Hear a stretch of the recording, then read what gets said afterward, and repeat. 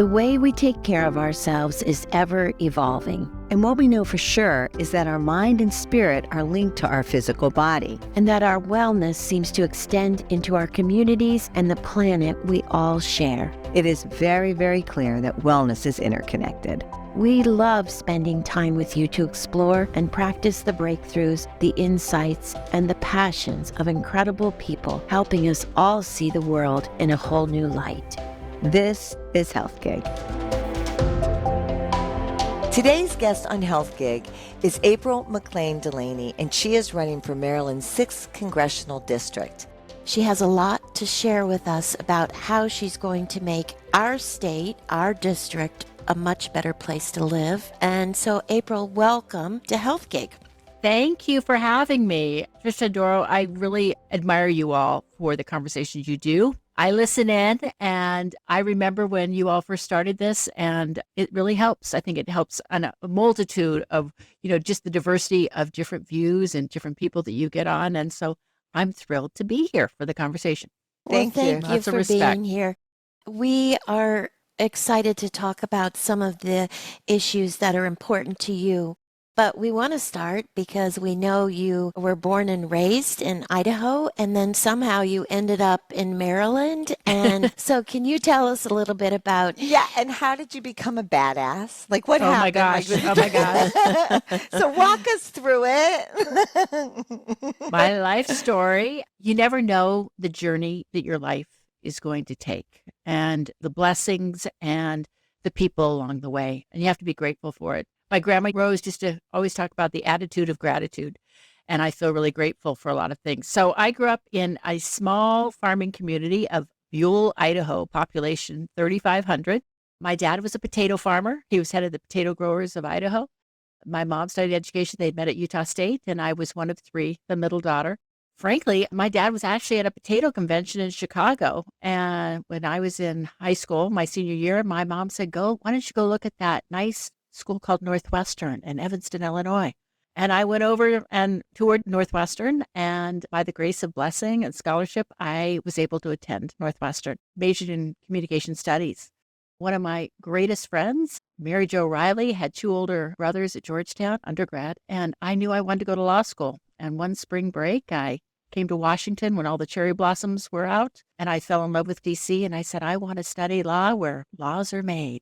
And so, not thinking I would spend the rest of my life on the East Coast. And also by the grace of a blessing, I was able to go to Georgetown Law, which is where I met my husband, John Delaney, first day of my second year. First day of your second year. Yeah. We registering in line. I turned to him and I said, hey, you're a third year. I'm second year. What would you take? And he said, common law 2, evidence, blah, blah, blah, blah. I said, that sounds pretty good. I ended up registering for my classes, and he waited for me to leave. And 30 minutes later, went back and dropped 3 out of 4 of his courses and enrolled in mine.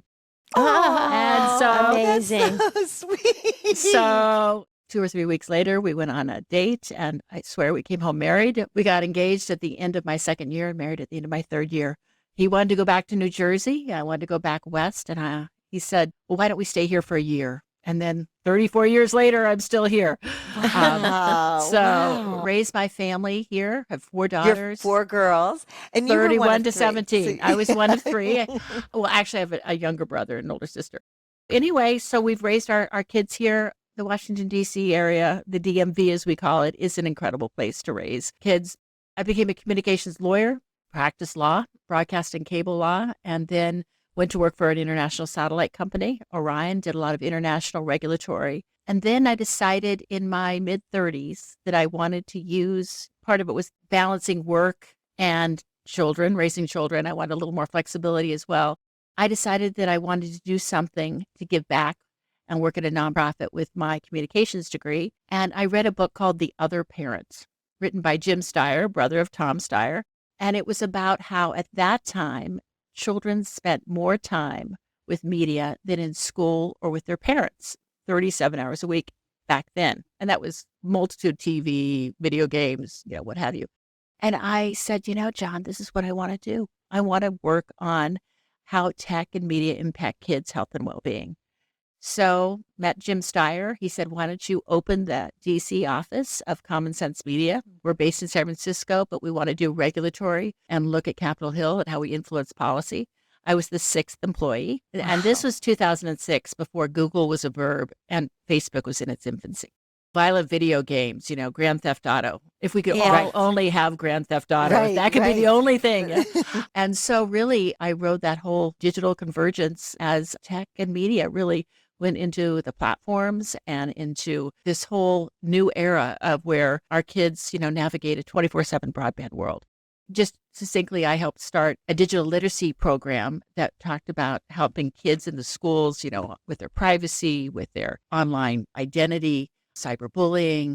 But, as we look at it, there's just been skyrocketing anxiety and depression that has kind of come over the years, sometimes not saying solely due to the platforms, but perhaps exacerbated by them. And really, I just have worked in that field for almost 15 years and then went to work in the government, in the Biden administration at NTIA. So that's kind of my life over a multitude of years, 30 plus years, that I have really worked in law, worked in startup entrepreneurial satellite company, and then spent the bulk of my time in nonprofit talking about how you can get the best out of media, use it to collaborate, to learn how important it is, to embrace it, but also that we need some bumpers and safeguards on it that I think have really never been done in this country. And, with the advent of AI, I think it's really important that we start to look at it for them and for all of us. So that's kind of my career. The DMV is a great area in that it was a different place 30 years ago. And Doro would know this very well. Both of you would, that, at that time, it was a much more bipartisan place. It was a place that was a much more civil place in Washington. And it was a place where you could get things done.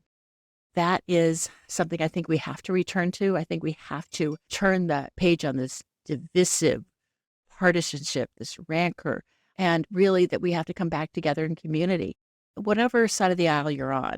But we need to really start focusing on some of the big issues that are impacting our country. And there are a lot of them, which is why I then decided to run for Congress. But that's another story. So I'll let you, kind of guide the conversation. Why did you decide? Like, what was it? Was there a moment in time, or did you just think now's the time, or why now?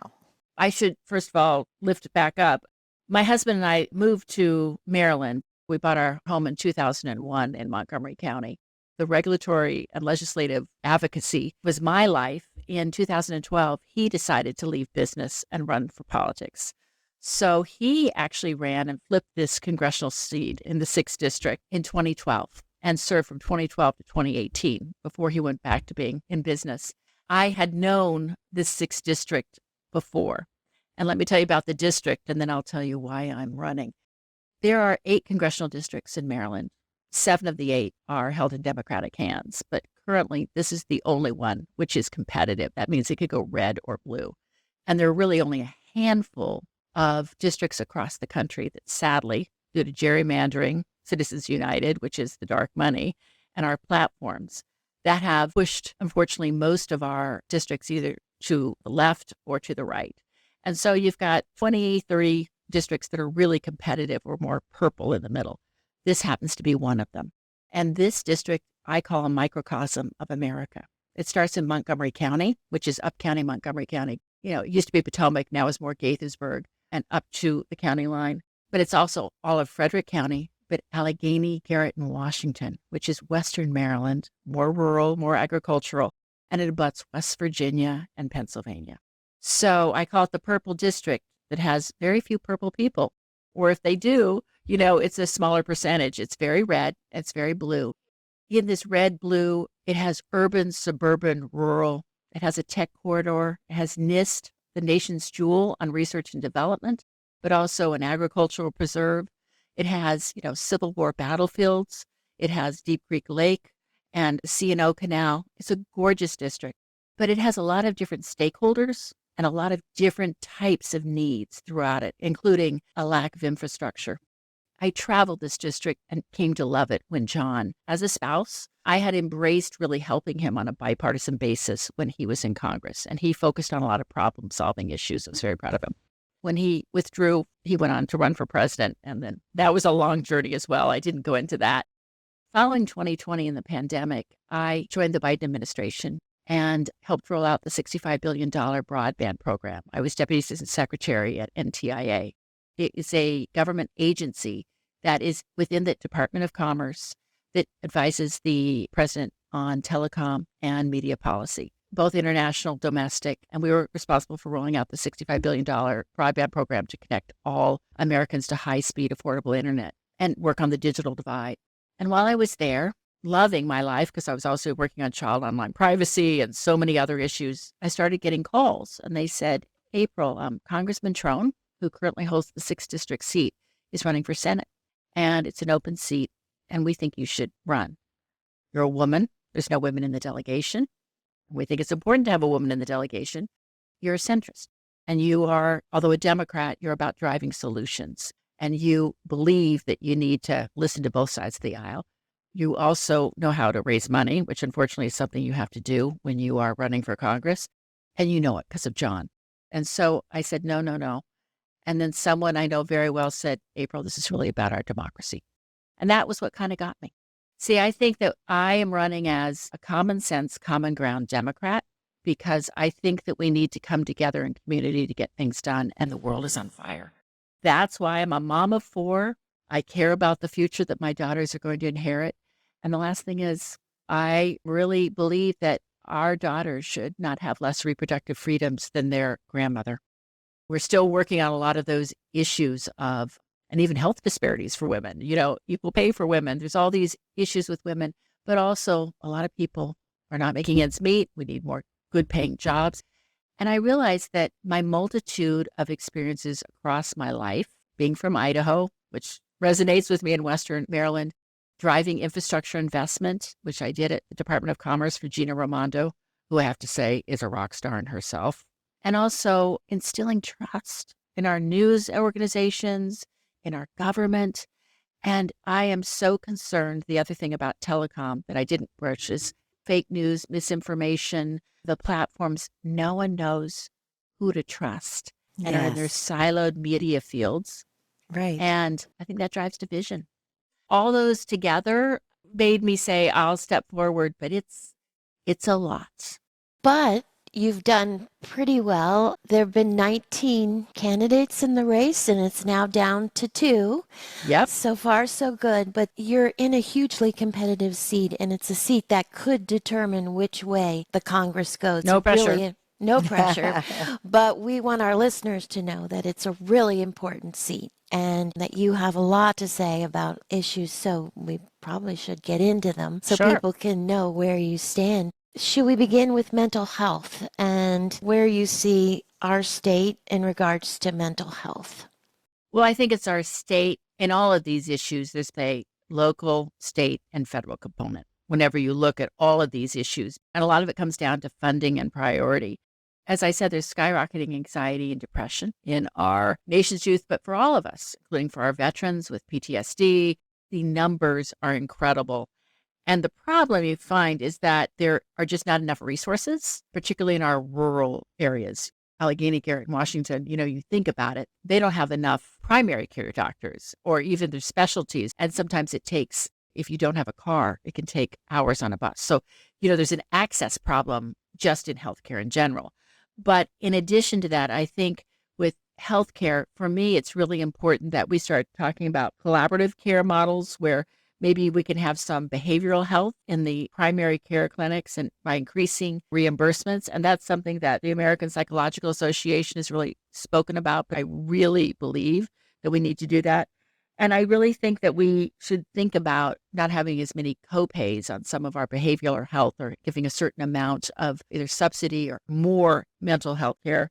And I even wrote a couple of these down. I do think that our Medicare reimbursements, we really need to look at them because they're not really covering the costs. And there's such a shortage of therapists and psychiatrists. Also, there's a lot of coexisting co-behaviors that with addiction and mental health. Because often people start to abuse when they don't have that assistance. They start to either drink or have some drug abuse. And those issues are really important. I think it's important that we have more resources on a state and county level. Some of these, both for reimbursement, inpatient care, and also outpatient care. And then there was something that was really interesting, and I wrote it down. In Garrett County and some rural areas, kids sometimes drive up to an hour each way to get like their ADHD medicine or other types of medicines, as because the Drug Enforcement Agency needs to make accommodations for prescribing these controlled substances through telehealth and through other ways. It just complicates itself in a lot of ways. And it's really interesting. Jeffrey Grammer, who was a psychiatrist who was one of the many who ran against me in the primary, but ended up endorsing me, and we became really good friends. This was a big issue he had in Maryland and across the country. A member of Congress, this is for a federal seat, obviously, is not a state or a county legislator. But I do think that they have an ability to shine a unique spotlight on these issues and to be able to kind of convene more state and federal resources. And something that was really touched my heart, actually made me cry. I was with Congressman Trone last week in Garrett and Allegheny County, and he was giving out several community, they don't call them earmarks anymore, the community grants. But one was some county, federal, and state funding that came together for the first, it was called Reflections. It was a house for 8 women to be able to stay. That was a sober house, but also had an ability after you've gone through some treatment to be able to come together in community and have a support system to kind of have life coaching and to make sure that there is a way to train and retool to have a career. It was one of the first ones in Garrett County, which is very rural, but it's kind of a model across the state. And I think we need more of these community houses to support people when they come out of substance use and what we can do about it. But I think it's more reimbursements at the federal level in terms of what do we do with Medicare, Medicaid, different types of subsidies, but also how we work with our insurance agencies in terms of reimbursements. In your background in mental health and all the work that you've done, you do bring a really unique way of looking at it. How do you look at the problem, April? Like, how will you look at that? And what steps do you take that Doro and I believe that are true leadership qualities? Well, I think some of these issues in terms of reimbursement for mental health and more resources are really, really important. And I think there is sometimes some bad faith or maybe just a lack of resources from the insurance agencies to address the problems. But also there's the preventative problem. I have so much respect for our Surgeon General, who was also the Surgeon General under Obama and then came back to work with the Biden administration.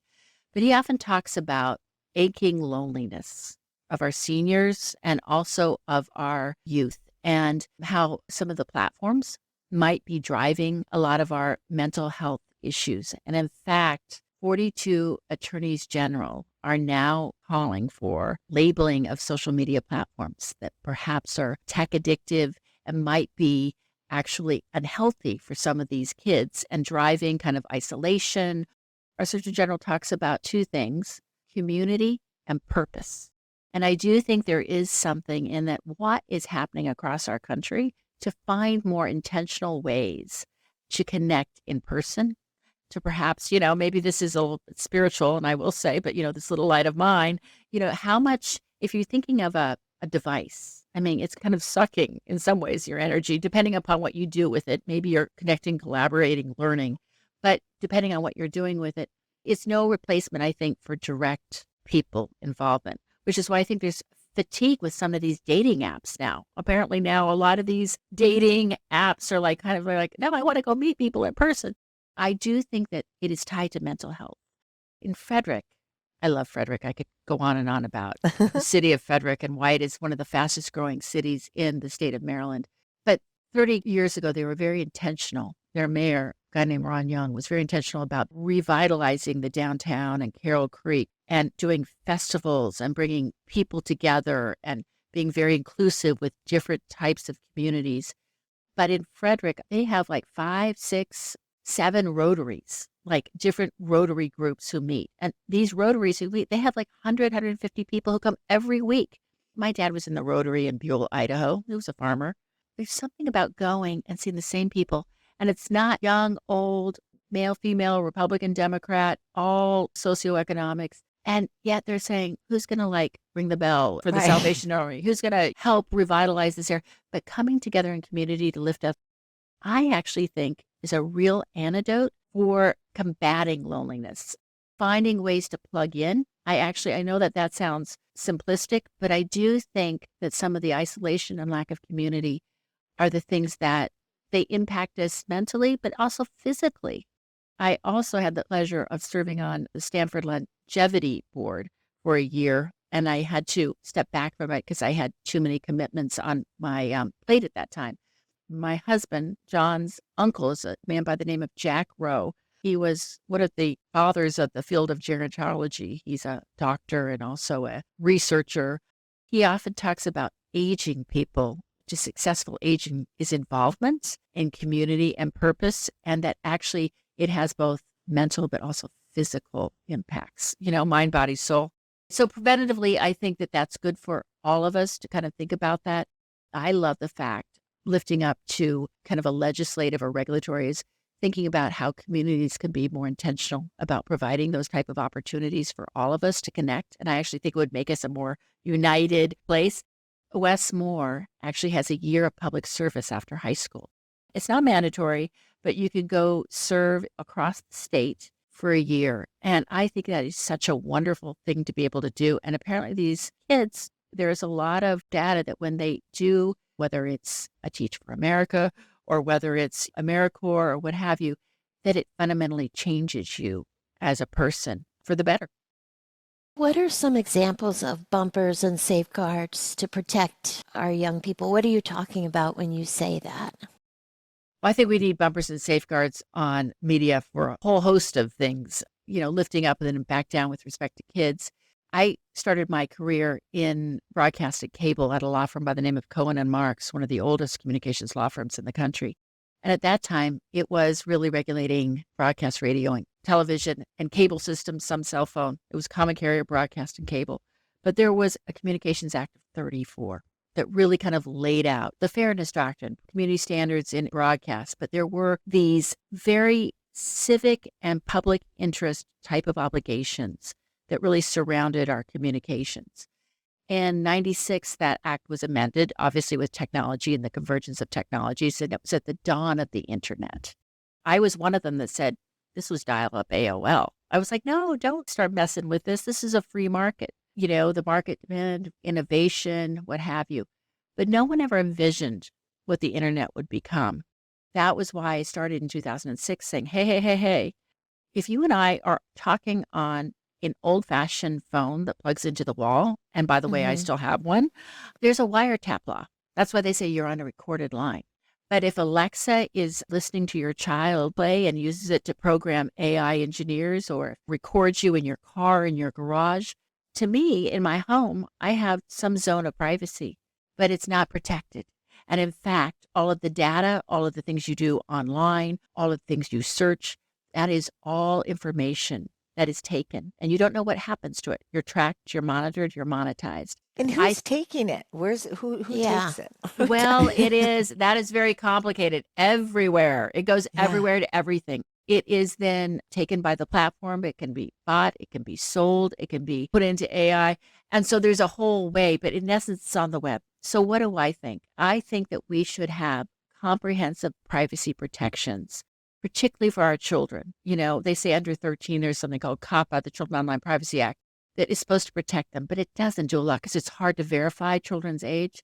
But it's like, I think we should all have greater privacy protections. And there's been a multitude of proposals on the Hill. We've almost gotten there several times, but I think the EU has done a much better job at putting some of these bumpers and safeguards on. But it's also looking at the algorithms, addictive technology, and there is something called tech addiction. And it's the way to make them as sticky as possible. And then also with respect to our political arena. If I advertise on broadcast, I have to say paid for by April McClain Delaney. If it is online or if it is digital in any way, there is absolutely no ability to figure that out. And it's not a good thing. I'm really concerned about AI with respect to misinformation, but even now, the misinformation and really the lack of accountability for putting out, whether it be hate speech, whether it be revenge porn. I mean, there's a whole host of things that happen out there. There is something that happened in 96 when we decided not to regulate. They call it content moderation, which means who has the responsibility to moderate content, which may be inflammatory, which may include hate speech, which may even facilitate fraud. These are really tricky issues. It's a free-for-all. also, many of these platforms, which I love, and I think we should have innovation, are becoming incredibly powerful. And some maybe even evolving into the power of nation states. And they will become, as some say, too big to even try to regulate, given their global dominance. And then add that AI into it. And there's a lot of fraud, grandma, please help me, send $20,000. And it sounds like the child. It's an area fraught with so many complexities. When I say bumpers and safeguards, I think we start with privacy. I think we start thinking about what can we do about issues of algorithms, which are bias, discrimination, but also amplify the negative. We have more transparency into the platforms and how they're intertwined.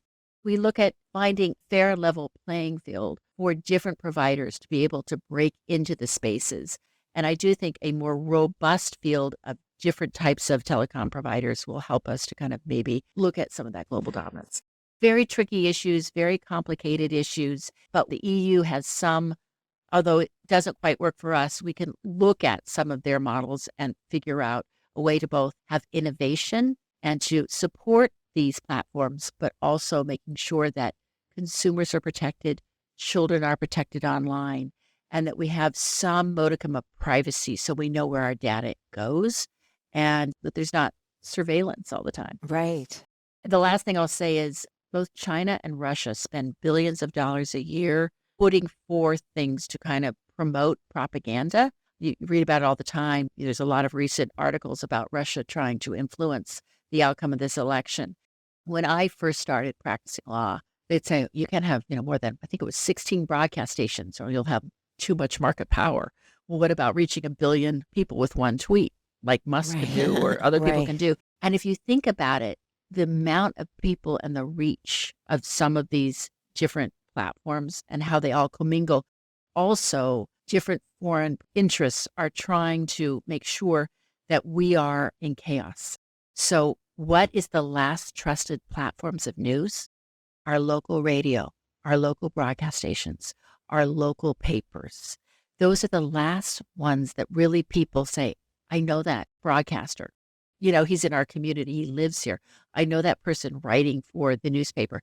And unfortunately, a lot of those are going under because they don't have the resources or the compensation. And so do we need to start thinking of that, of a nonprofit model or a public-private model to ensure that our communities still have those types of outlets to build trust? Because we have to build more trustworthiness in our platforms, in our media. I'm a Democrat. I have a lot of uncles out west who love President Trump. God bless him, whatever you think. But I will say sometimes we'll spew things about election denying or different things. And I'm like, that's just not right. I saw it on Facebook. And I'm like, you are a college educated person. What are you doing getting your, well, I don't trust anything anymore. So thank you to have podcasts that have devoted people. So that's also a big issue, is finding resources. And maybe that is encouraging nonprofits and others to really invest in their communities to keep those type of traditional outlets alive. Well, April, you support reproductive rights and women's right to choose. Do you think Roe v. Wade will ever get overturned, and what needs to happen? And tell us about the Women's Health Protection Act as well. I have 4 daughters. I am strongly pro-choice, and I am strongly a woman of faith. But I believe that women should have the ability to control their own maternal health, their own bodies, that they should have dignity over their bodies. In fact, there was a great appellate judge who just this week released in Georgia a wonderful kind of reprisal and speaking to the whole dignity of a woman and her ability to control her destiny and her life. I think it is imperative. It stood for 50 years in most Western countries and most countries throughout the world. Having the ability to have reproductive freedoms is kind of a given. I think that we have to look at recodifying Roe v. Wade. At that time, Roe v. Wade, you look back 50 years, you look at 24 weeks. That was about the time of viability. Actually, it was before the time of viability. And actually, one of the dissents talked about it being on a collision course with itself. And so I think the big issue has been, of course, what point is viability? It's hard to even get into those issues right now. So I think just saying Roe v. Wade should be recodified. We should really think about it as something that is really important because there is a whole host of issues that stem from not only, there's economic issues, there's political issues, and there's, social emotional issues that stem from that. What would I do? There's two things that I think is really difficult, and I'm just going to go into Roe v. Wade and why I think it's important, and then the health issues that stem from it.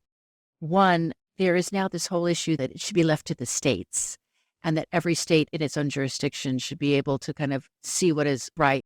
But I do not think that geography should determine your constitutional rights. And it's almost that you cannot even move to another Right. state dependent upon the health care that you'll receive. And this is really personal to me, and I've talked about it. When I was in my 30s, I had an ectopic pregnancy. I did not know I was pregnant. My mother happened to be visiting from out of town. My husband was on business. I had a 6 and a 2-year-old. I had incredible stomach pains, and my mother insisted I go to the hospital. I got there, and they said, "Could you be pregnant?" I said, I might be. I found out I was. They did a sonogram, and they said, "Stat, you are hemorrhaging internally." The embryo was implanted on my right ovary, and it burst. Literally, I was arching my back, and I was within an hour of dying. They rushed me into surgery. And I was fine, luckily, but in West Virginia or my native state of Idaho or Texas, I would have died, most certainly. And this is happening to countless women across this country. Montgomery Council had a hearing on question 1 and kind of how they were supporting reproductive freedoms. And one of the speakers spoke to a couple in Texas, and the woman had a miscarriage, and the doctor sent her to hospice. And the husband said, "Oh, my Lord." He took her out of state, 15-minute procedure, and she was fine. It is so crazy and so backward. We cannot go back. Now, that is the most extreme of extremes, but even in rape, the life of the mother, these are being denied. We see in Allegheny County girls from West Virginia who are coming across the line, and you see people outside yelling and protesting, and it's just, you can't believe it. But it also, as you can see, it can impact their maternal health. And then if they are forced to have these children, any aftercare for them or for their children is often then not covered. You have to think about the impact on their lives and their careers and on their greater families. So it is a very personal decision, I think, between God, the woman, and her doctor. Yeah. It also it's so unfair, right? It's a whole healthcare equity issue. It's hitting people that don't have the wherewithal, the money to be able to do things. It's just, their lives are then ruined. April, is it that the doctors, what would happen if the doctor did it? Depends on the state. In some states, they can be thrown in jail. They can have criminal charges against them. I mean, it really depends. But yes, they go after the doctors and sometimes after the women. And I've heard even in Texas that they were trying to criminalize. It is a handmaid's tale of epic proportions. So we just have to fight back and to say this is why elections are so important.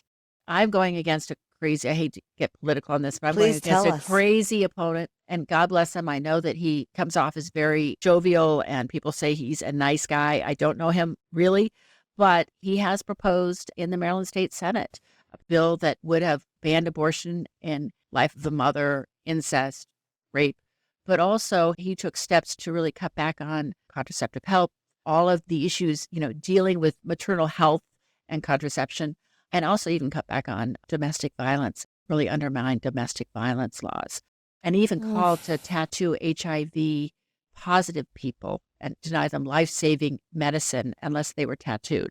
And he did this in an op-ed, which is kind of crazy, That's right? sick. But somehow most people don't know that, and he seems like a normal guy. So that's why I'm pushing back and saying that's more radical than most in his own party.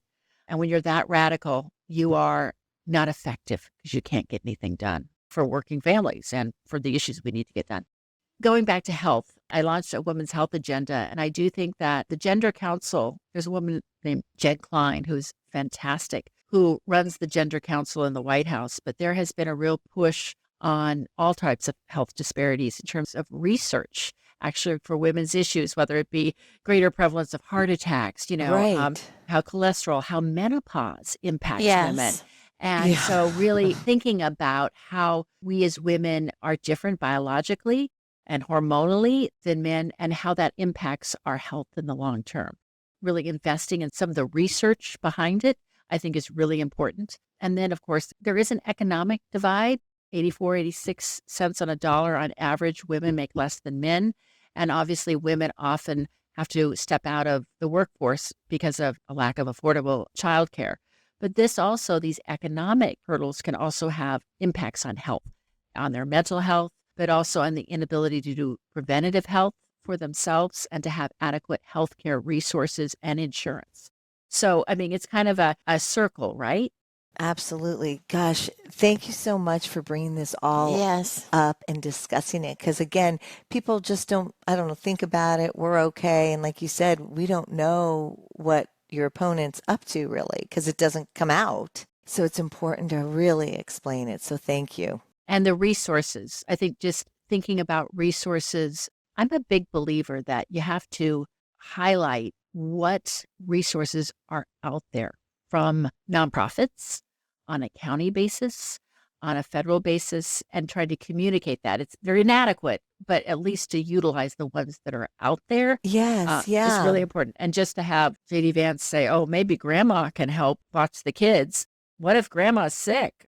What if grandma's working too? Right. You know, I mean, what if grandma lives These grandmas 2,000 have to miles work. away? Exactly. Right? And Right. so, it's kind of foolhardy to say that. And I do think that collectively there is kind of assault on women's rights right now. I mean, it's almost putting us back, and marginalized communities and women really get the brunt when there is economic challenges. It's even more challenging. So much to do. So much to do. You're going to be busy in there. Here, I'm the Gen X mom of 3 Gen Z kids and a millennial, right? There is something, I think, to doing different things before you are in public service. And whether that's at a local level, a state level, federal level, whatever, I think that you've lived life. Maybe you've lost parents like I have, or a friend to breast cancer, or seen the rise and fall of different economic times. Know what it was like to be before we had cell phones. Oh my God. Right. But, much less, the internet as we know it. Doing lots of different things across our life, there's wisdom. I was running against a really young field, and I think that we should have all sorts of voices at the table, young, old, all socioeconomic backgrounds. But I do think there is something about having women at the table, because I think women, when you want to get something done, give it to but I also think that, we're more collaborative and collective. And if you look around the world, often when we give grants, or even in developing world countries, micro grants or what have you, often if the women have it, they invest in their family and in their communities. There's more healthy communities. There's more well-fed communities. And actually, there's more world peace. Right. But, having more women engaged politically and at even an older age is not a bad thing. No. Because you do it for the right reason, right? Exactly. It's so true. It's so true. Tricia and I believe in the interconnectedness of wellness, and I know you feel strongly about climate change and how it poses a threat to our planet and all of that. So can you touch on that? Because we really believe it's connected. The health of all of us is connected. Oh, so much. Climate change, I always say, is an existential threat. We've got to do something about it. The issues of climate change, and we saw it in North Carolina. It's really hard to deny climate change anymore. When you see, I think, Idaho and Utah. I spoke to my aunt in Utah last night, and she said it's been over 100 degrees in October. October. Oh, my gosh. And so if you think about these dramatic shifts and what they do, and displacement, that displacement most impacts women and children, right? Families, most vulnerable in our country and in our world. Climate has a big issue, but it's also issues of drought, of food insecurity, which you'll see internationally, but here as well. I think climate change is something that, we're seeing a lot more skin cancer because the sun is so much stronger.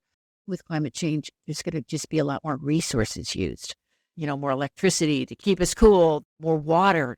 My dad, a farmer, always said, one day water is going to be like gold. And it's true, right? Those are bigger issues that impact health. But I also think that food is medicine. And we should also think Yes. about how we look at hormones and even chemicals as well, and thinking about how those impact our kids and what we're eating and this epic obesity as well. You're not having organic salmon and broccolini on a budget, Right. 35,000 for a family of four. And so it's often packaged with lots of processing, which does impact our health and the amount of allergies that are happening right now, Yes, celiac, yes. obesity. So how do we impact that? We should think about more of our farmers and figuring out more of the vegetables that are coming. Listen, I'm a farmer's daughter. I understand and I stand with farmers and industry, but also thinking about ways that we can make that food as plentiful and as healthy as possible and working with industry and doing that. What's so cool about this district, right, is that there's the ag reserve. So cool. Have you So ever been cool. to it? Can So you cool. tell everybody about my the God. ag reserve and why We why love we're so the ag proud of the reserve. ag reserve? So I think it's like something close to 96,000 acres. One of the Like biggest a third of Montgomery County, right? was put into an agricultural reserve, and they kind of sold their development rights to other parts of the county so it could be developed more density. So you'd have more density and maybe a Silver Spring, and then you'd have this wonderful ag reserve. And if you are flying into Washington and you're coming along the Potomac River, if you look on the right side, you'll see Loudoun County, and there's a ton of development and tracks in Loudoun County, and Virginia's doing very well economically too, I might add. But on our side, it's green, it's beautiful, there's farms. I think we're preserving it for all of our future. And what is really great is that this ag reserve has not only a lot of our farmers, but there's a lot of innovation going on. There's a lot of craft breweries. They have an incredible new public-private partnership called Crossvines. And it's so cool. The state has given money to develop with the University of Maryland. They're trying to have a nascent wine industry like Napa Valley. We want to create our own Yes. Napa Valley. And apparently, Napa Valley, because of climate change, the grapes are ripening too soon and getting too sugary, and it's actually impacting the wine. And they're looking for some different climates to offset that. Apparently, Maryland has a good climate to grow grapes and certain types of grapes. So what they're doing is Crossvines is with the University of Maryland is teaching people how to grow their own grapes on small amount tracts of land, how to make their own wine, and then hope that those little incubated startups will then go and buy a tract of 25 acres and start a vineyard. Wow, And then That is so hopefully we'll cool. get like little bed and breakfasts and different Yes, things. So yeah. everyone should go. You all can have your own label. The health gig, Exactly. That's so great. the health gig It's grape. such a- Obviously, they're doing all types of wines, but there are certain grapes that flourish here. There's a lot of agrotourism, bees and Butler's Orchard, the pumpkin festival, and also to have organic farms and think about how we produce food. And listen, I grew up out in Idaho. My best friend, Denise, she, with the 4-H, every year raised a cow and then sold it at the Filer County Fair and Rodeo. And that's how she put herself through Boise State. The old adage is a really good life and one bad day. Right. Those animals yeah. were really, they had good lives. Dora would know this from Texas, right? I mean, it's like, but you need tracts of land to be able to do that. This, agricultural preserve, I really think can be a way to bring business to Montgomery County, but to do it in a new way. And maybe we can be at the forefront. And I love agriculture, and technology is kind of boosting it in a host of different ways from AI, but other ways as well. And then I will say that on the other side, we are also home to one of our preeminent research and development agencies in the country. It's called NIST, the National Institute of Science and Technology. Our country has really invested hundreds and hundreds of millions of dollars every year to really invest in physics. But if you look at innovation in all different fields, they have hundreds and hundreds of some of our brightest engineers and scientists at work there. And how that really drives innovation for our country and competitiveness is incredible. And the other one is the National Institute of Health, by the way, NIH, Yeah. and Bethesda. Yes. Investments in research and development have double, triple, quadruple bottom lines. I mean, sometimes 2.5%, 3% or much more on ROI in terms of what they deliver and the innovation. And I really think we need more federal dollars into that, because the hardest dollars to fundraise for is for research. But research actually can drive really good, smart legislative and regulatory policy or business policy. Funding it is really important, but people think it's not sexy. But that is a big issue for me. NIH, NIST, because I think that will come home to Maryland if we leverage it appropriately. What do you want people to know and to think about when they go to the polls? I always say I'm a common sense, common ground individual who's going into public service. And I think that if we want to change the divisive partisanship that we are currently encountering, we have to elect different individuals to office who are actually thinking about our greater public good, who are actually uplifting our country as a whole, and who are listening and acting with civility, because I think we have to listen to both sides. When you have 50-50, not every party has all the answers and is right all the time, but it's listening, it's dialoguing. Now, I happen to believe right now that the Democrats, I believe in rule of law. I believe in respect of our institutions, peaceful transfer of power. I think this is what we have to focus on as a country. One, reproductive rights and women's maternal health is paramount for me. But I think putting bumpers and safeguards on big tech, as we discussed, because that impacts us economically, socially, and politically. But I also think really focusing on ways that we could help working families make ends meet. And it's really important to do that. Tackling affordability of housing, of daycare, of prescription drugs, and thinking about how we can still lift up the most vulnerable in our society and making sure that there is equal access for every child to educational opportunities and resources. You know, in the Allegheny schools, I heard from the Teachers Association, 1 in 3 children were coming to school hungry, food insecurity. And thank the Lord that Governor Wes Moore put in free lunches for those that need them and even breakfast. You know, what can we do to really thoughtfully drive infrastructure investment, like broadband connectivity? I was a big one, connecting everyone, thinking about ways that we can reshore some of our industries and really thinking about how, not this trickle down, but how do we figure out our middle class again and building from the bottom up. I think these are huge issues. Obviously, climate is also a big issue, and gun violence. Listen, my dad had a gun. He went duck hunting. He didn't have a military assault rifle that he shot that deer 50 times. I think that there are some common sense gun legislation pieces like red flag checks for the mentally ill, like some universal background checks and a ban on military assault weapons. And then we've got to fix this immigration mess. We've got to secure our borders. We have to make sure that we have more resources at the border. And there was a great bipartisan bill that came, and I think that I'm going to really focus on that. All of it comes back to common sense. We can solve these problems if we have the political will to do so. And the middle of the country, where most of us are, have to start demanding that they do it. And really reaching out to our neighbors. I think the last thing I'll say is community.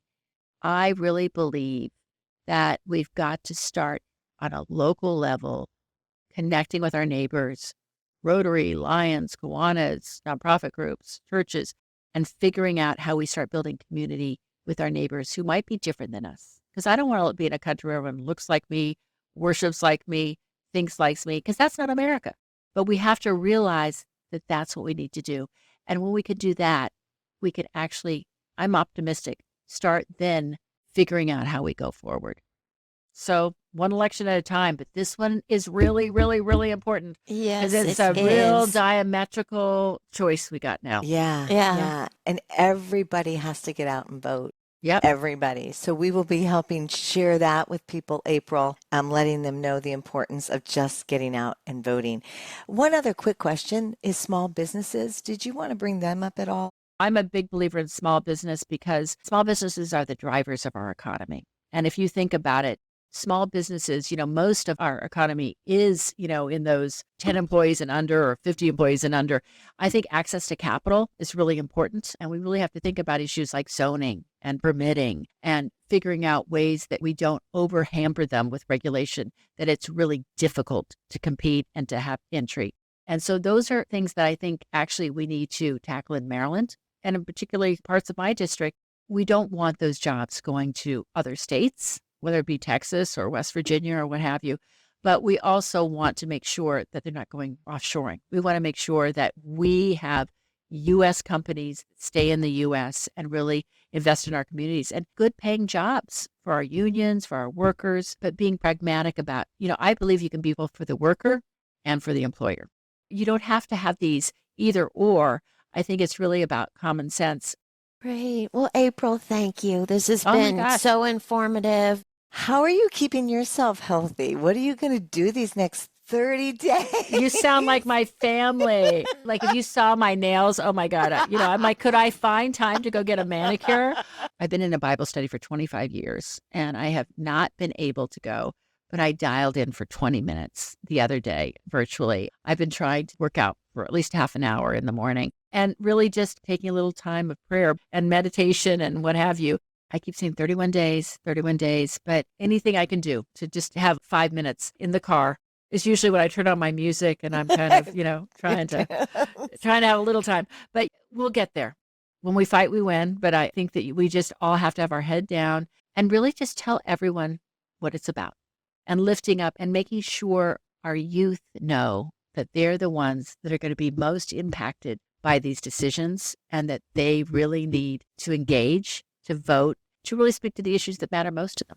And you know it as mothers, and I'm at that time in my life where I'm young enough but old enough, but it's really, they are the ones that are going to be reaping what we sow right now. And so to get as engaged as you can.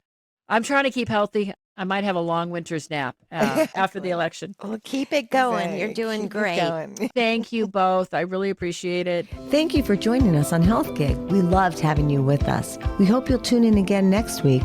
In the meantime, be sure to like and subscribe to this podcast and follow us on healthgigpod.com. I'm Tricia. And I'm Doro. Be well.